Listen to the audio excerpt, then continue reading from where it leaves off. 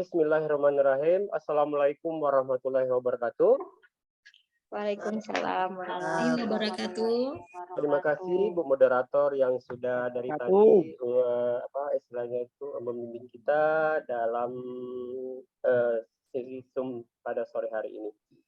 Sebelumnya yang terhormat Bapak Kepala Sekolah SMP Negeri 1 Lebong, yang saya hormati rekan-rekan Dewan Guru beserta tata usaha yang sudah berkenan untuk hadir bersama kita dalam acara Zoom tentang budaya positif pada sore hari ini.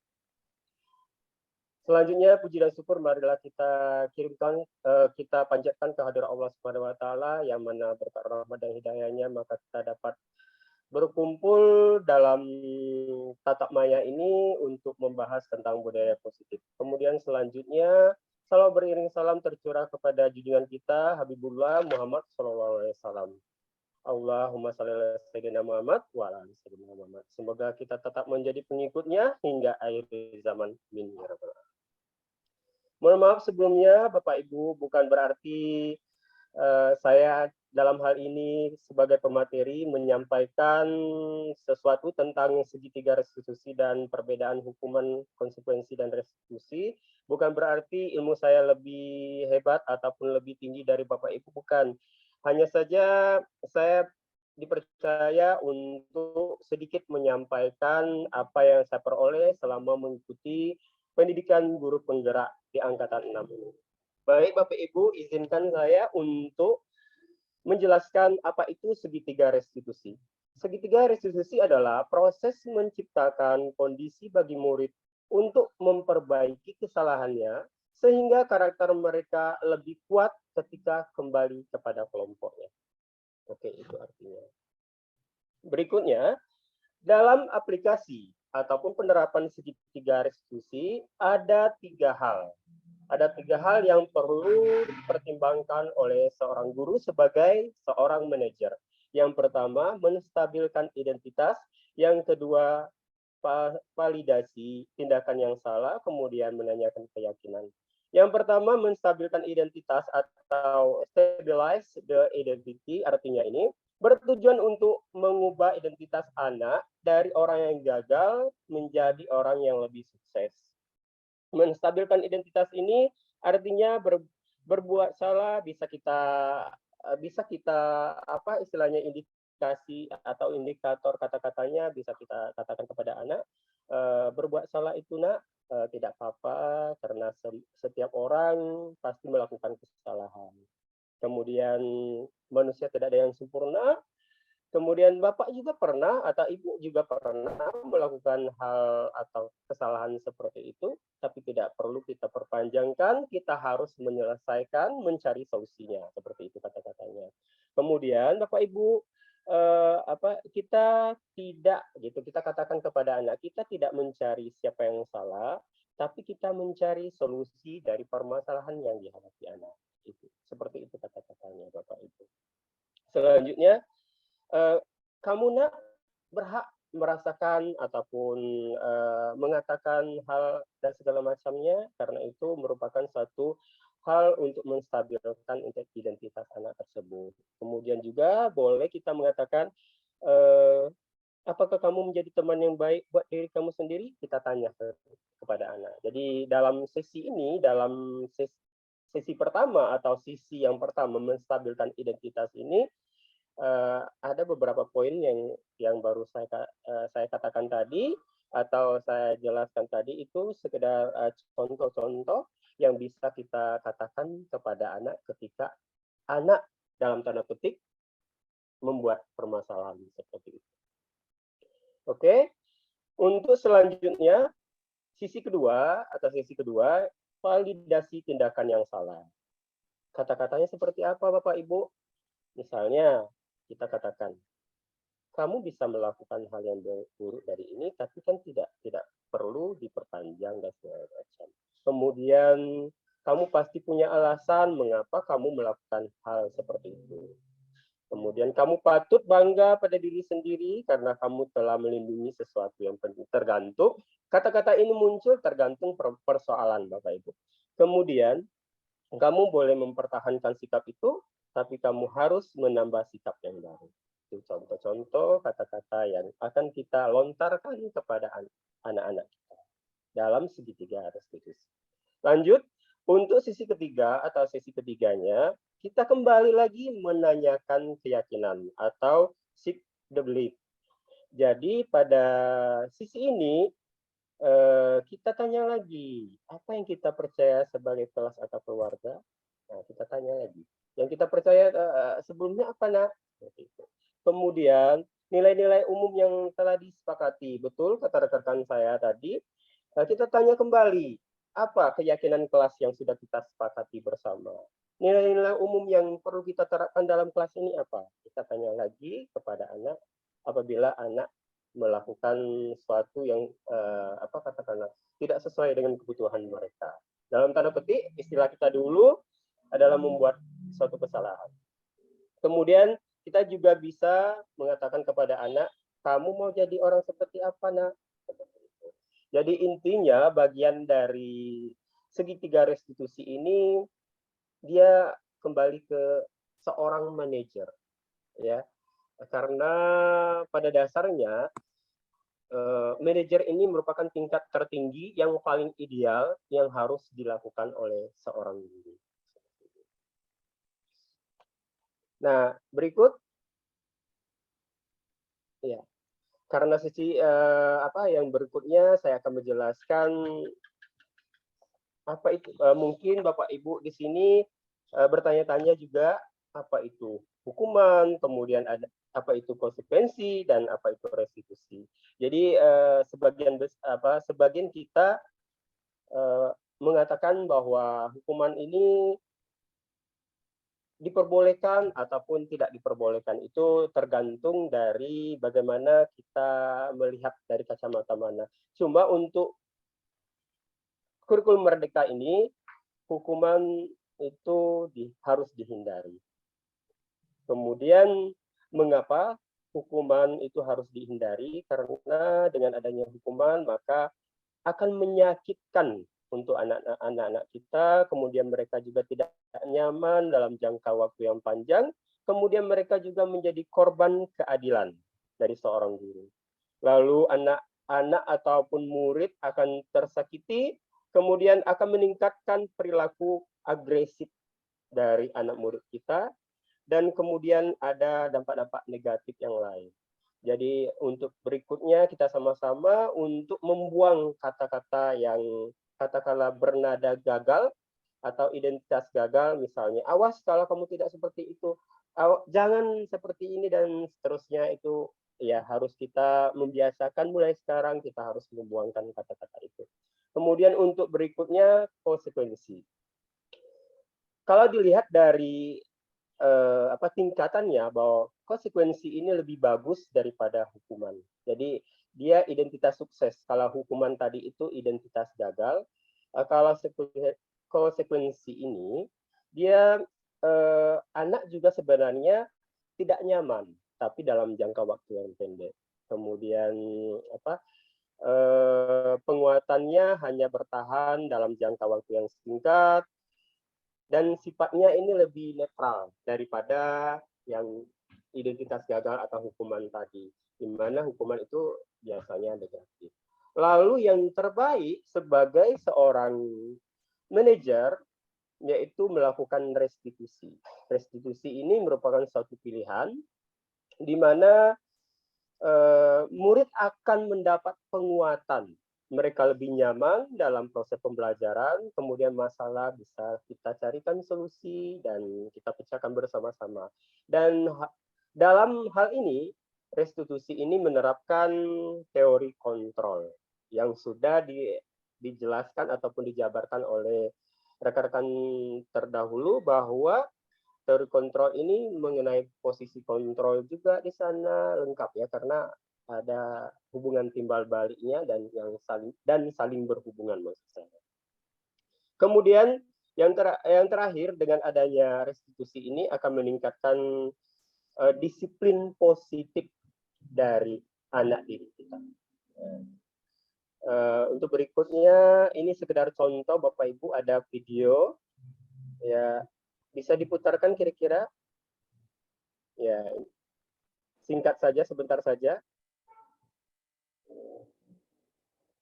Ya, ya ini mohon maaf meminjam ruangannya Bapak.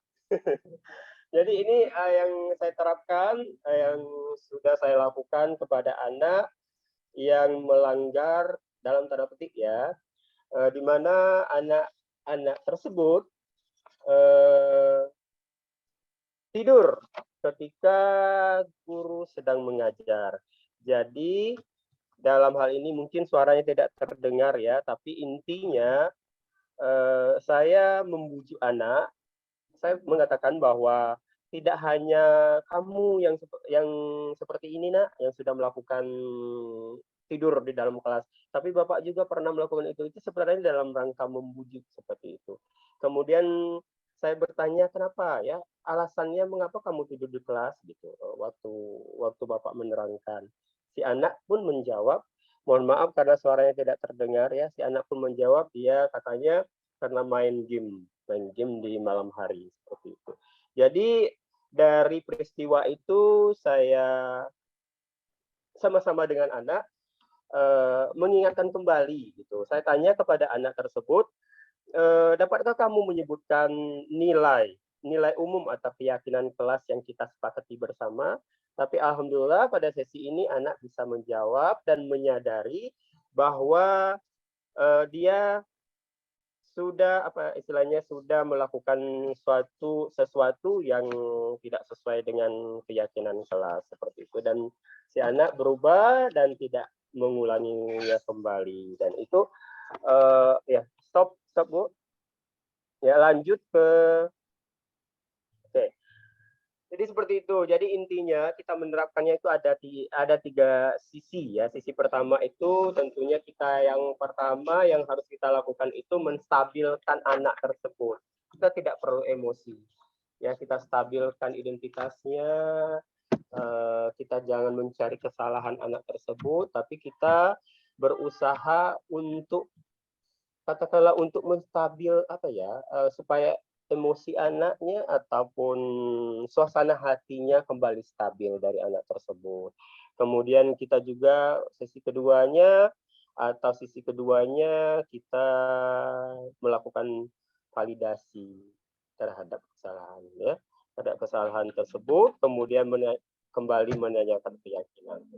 Jadi kesimpulannya, eh, suatu kegiatan pembelajaran diperlukan suasana nyaman dan kondusif. Suasana yang nyaman itu bagaimana? Yaitu dengan terbentuknya budaya positif, budaya yang baik yang ada di lingkungan kelas ataupun sekolah. Sehingga dengan adanya budaya positif ini tidak ada ancaman atau hukuman ataupun paksaan. Ya, oleh karena itu diperlukan sebuah keyakinan kelas yang dapat membentuk siswa atau membangun karakter siswa dari lingkungannya sendiri. Mungkin itu sekedar pengantar dari saya. Saya kembali terima kasih atas perhatiannya. Saya kembalikan kepada moderator. Terima kasih kepada Bapak Danan Kennedy yang sudah membagikan materinya terkait segitiga restitusi, hukuman, konsekuensi yang tujuannya nanti akan menciptakan suasana yang kondusif ya Bapak ya, agar terbentuk budaya positif di sekolah. Baik, kepada Bapak Ibu peserta, apabila ada yang ingin ditanyakan kami persilahkan.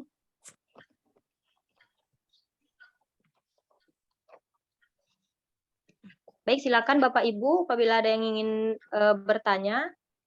Ya, izin Ibu Rina. Iya, silakan Ibu Zahara. Ya, Assalamualaikum warahmatullahi wabarakatuh. Waalaikumsalam warahmatullahi wabarakatuh. Terima kasih kepada Bapak Ibu calon guru penggerak sudah memberikan ilmunya buat kita semua. Tadi saya tertarik dengan kalimat Pak Dahnan bahwa hukuman harus dihindari. Jadi terutama buat saya ya, karena mungkin matematika itu kan dianggap apa ya, sulit gitu. Kebanyakan siswa kita kalau sudah matematika, mungkin Ibu Dona juga merasakan, baru nengok kening kita aja, baru melihat kening kita saja mau masuk kelas, mungkin dia udah pusing duluan. Nah, di situ kalimat dari Bapak Dahnan tadi bahwa hukuman harus dihindari. Nah, bagaimana?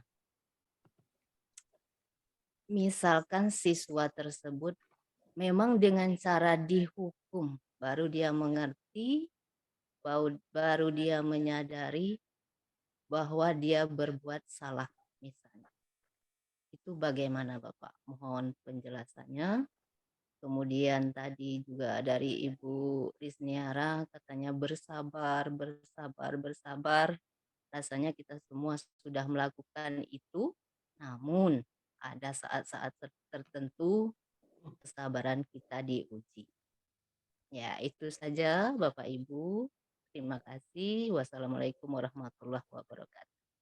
Waalaikumsalam warahmatullahi wabarakatuh. Terima kasih Ibu Zahara atas pertanyaannya untuk memulai diskusi kita terkait materi dari Bapak Dahnan Kennedy, MPD. Bagaimana Pak pertanyaan dari Ibu Zahara, kita menanggapi siswa yang baru bisa sadar apabila sudah diberi hukuman? Silakan Bapak. Ya. Yang saya tangkap pertanyaan dari Ibu Zahara itu yang pertama dia lebih tertarik dengan kata-kata saya tadi bahwa hukuman itu harus dihindari. Itu yang pertama ya Bu ya, sebelum saya menjawab yang berikutnya. Ya, kami dibekali kurang lebih berapa ya rekan-rekan? 2 bulan ya, lebih kurang. Memang sulit berkata ideal seperti itu ataupun dalam posisi ideal sebagai seorang guru memang sulit. Cuma apa salahnya kita mencoba dari sekarang, apalagi sudah kita sosialisasi seperti kami CGP ini hampir setiap hari selalu diingatkan bahwa ada paradigma baru dalam dunia pendidikan. Betul, sebenarnya yang dirasakan oleh Ibu Sarah itu kita rasakan semua seperti itu ya Bapak Ibu. Saya yakin itu. Karena menurut kita dengan hukuman itu akan merubah anak. Dengan hukuman maka efek jerahnya ada. Itu mohon maaf sebelumnya Bu, ini berdasarkan buku atau literasi yang kami baca ya, dan pernyataan dari instruktur, kemudian fasilitator juga selalu mewanti-wanti kami untuk mengatakan ini. Artinya hukuman itu tidak boleh. Nah, lebih ini lagi tuh, Bu. lebih ekstrim lagi. Kalau tadi kan hindari, lebih ada ekstrim lagi. Tidak boleh seperti itu. Kami sudah berdiskusi berkali-kali karena mengapa, Bu? Ya, paradigma barunya mengatakan hukuman itu tidak boleh dan harus dihindari karena efeknya, Bu. Ya, kita berbicara efek, akibatnya atau dampaknya ke depan atau pengaruhnya ke depan. Betul kata Ibu Risniara, kita ini dalam tanda petik korban tahun sebelumnya. Jadi jangan sampai anak-anak kita menjadi penghukum ke depannya. Ketika dia menjadi seorang guru ataupun apapun profesinya, dia akan menjadi seorang penghukum. Nah, ini yang tidak boleh. Makanya kita sekarang ini banyak yang menjadi penghukum karena produk itu tadi. Mohon maaf sebelumnya kalau saya harus jujur mengatakan ini. Ya, jadi lebih kepada dampak yang akan terjadi. Ya, saya katakan tadi dengan adanya hukuman berarti kita menyakitkan anak. Banyak, walaupun ada dalam tanda petik katanya hukuman tadi baru jerah dia, baru solusinya dapat ketika kita hukum itu nanti persoalannya lain lagi. Tapi yang jelas dengan adanya kata hukuman itu sudah buat kesalahan kita, Bu. Ya makanya rekan-rekan saya di webinar sebelumnya ngotot menggantikan kata hukuman jangan kata hukuman lagi. atau konsekuensi atau restitusi apa segala macam. Ya memang benar kata hukuman ini dihindari ya. Jangan lagi Bu. Tapi kita lebih cenderung kepada konsekuensi dan lebih bagus lagi kita terapkan yang saya terangkan ini adalah restitusi. Dengan hukuman saya bacakan kembali bahwa anak akan merasa tersakiti, kemudian perilaku pasif agresif akan meningkat, kemudian anak dalam ketakutan. Bayangkan Bapak Ibu, gimana mau proses pembelajaran itu akan menyenangkan. Gimana mereka merasakan kemerdekaan dalam kurikulum merdeka ini kalau sudah takut duluan. Ya, kalau mereka sudah dalam kondisi atau lingkungan yang negatif. Karena kita selalu paradigma kita yang salah. Mohon maaf Bapak Ibu, paradigma lama kita yang masih kita pegang sampai saat ini.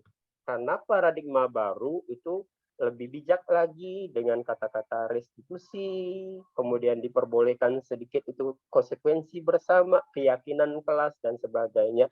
Jadi kata-katanya lebih santun, lebih lembut, lebih bernada positif, seperti itu. Ya memang dalam pelaksanaannya kita terkadang terpancing. Jujur, saya pun sering terpancing oleh ulah siswa. Tapi kita tidak boleh berputus asa, kita sama-sama berbenah diri, sama-sama berlahan untuk berubah, meninggalkan paradigma lama menuju paradigma baru kurikulum merdeka ini. Kemudian kita buang kata-kata yang katakanlah hukuman seperti itu, tapi kita ganti dalam konsep yang lebih positif lagi, dalam bentuk yang lebih wajar lagi, yang tidak menghakimi anak, ya bisa kita dalam segitiga restitusi, kemudian kita terapkan dalam konsekuensi bersama, kesepakatan atau keyakinan bersama gitu di dalam kelas. Jadi intinya kembali lagi kita sudah salah. Saya pribadi, saya tidak mengatakan Bapak Ibu di sini. Saya pribadi sering melakukan kesalahan ini. Saya masih menghukum, kemudian masih berkata kasar karena kekurangtahuan saya, minimnya pengetahuan saya akan paradigma baru. Tapi dengan saya mengikuti pendidikan guru penggerak ini, sedikit demi sedikit saya berubah dan saya mendapat katakanlah pelajaran baru bahwa seorang guru itu harus menjadi manajer yang baik. Manajer ini tidak boleh menerapkan hukuman, Bapak Ibu. Tetapi dia memecahkan permasalahan dengan menggunakan segitiga restitusi yang saya jelaskan tadi seperti itu. Jadi intinya dihindari, bahkan ekstrimnya tidak boleh, gitu ya Bu Sarah ya. Kita sama-sama belajar, memang susah. Bapak itu teorinya teori ya, memang teorinya seperti itu. Tapi kita berusaha untuk mempraktekkan dengan paradigma yang baru ini. Sama-sama kita belajar, sama-sama kita buang ego kita untuk sama-sama belajar berbenah sebagai guru yang ideal. Apalagi beberapa dari kita sudah profesional. Ya, jadi benar-benar kita tunjukkan bahwa seorang guru profesional itu menghindari sebuah hukuman, tapi jikalau ada permasalahan, ya, jikalau ada kebutuhan yang belum terpenuhi, maka selesaikan dengan menggunakan segitiga restitusi. Ya, kemudian yang kedua, bagaimana jikalau seseorang berbuat kesalahan itu setelah dihukum baru mereka berubah? Nanti dulu, Bu. Ya, kita menyelesaikan suatu persoalan itu kita lihat dulu. Kita lihat dulu faktor-faktor yang ada. Ya, bisa itu faktor internal dari siswa itu sendiri, bisa itu faktor eksternal. Dan itu harus kita kaji bersama-sama. Dan jangan kita langsung mengambil putusan, ya kita hukum anak ini. Ya, kita skors anak ini tanpa melihat faktor-faktor di belakang mereka, latar belakang yang melatar belakangi mereka berbuat kesalahan dalam tanda petik itu, ya apa? Itu yang harus menjadi PR kita. Kita kaji betul, kita rembukan, kita sharing bersama-sama, boleh dengan sesama guru, boleh antar CGP dan sebagainya, boleh juga kita tawarkan kepada anak. Artinya ada kesepakatan bersama, ya, mengapa hal itu terjadi, dan kita berusaha untuk mencari solusi terbaik.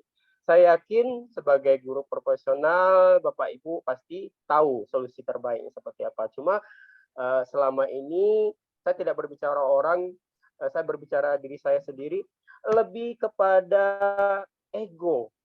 Ego, merasa kita itu benar, merasa apa yang kita terapkan itu sudah bagus. Walaupun sebenarnya tidak sedemikian rupa yang terjadi. Jadi harus kembali lagi kita sama-sama belajar untuk lebih memahami, ya, fungsi sebagai manajer.